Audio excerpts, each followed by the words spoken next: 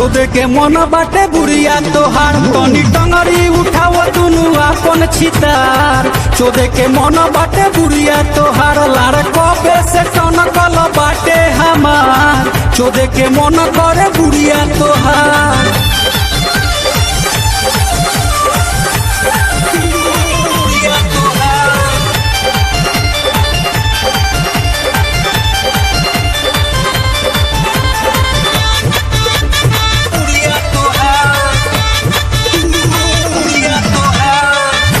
के चुची तोहर देह फुलाई हो इतना बेले छेदा देह फैलाई हो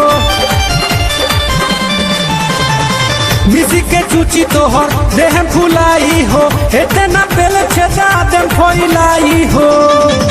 मुड बिगड़ता देखी के चिकन गान चोदे के मन बाटे बुढ़िया तोहार तनी टंगरी उठाव दुनु आपन छितार चोदे के मन बाटे बुढ़िया तोहार लार कबे से टनकल बाटे हमार चोदे के मन बाटे बुढ़िया तोहार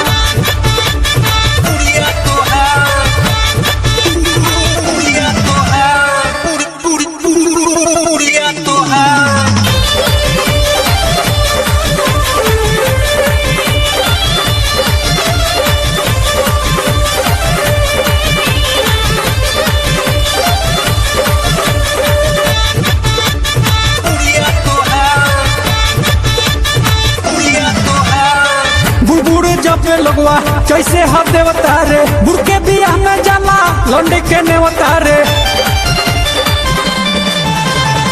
बुढ़ जपे लगवा जैसे हर देवता रे बुढ़के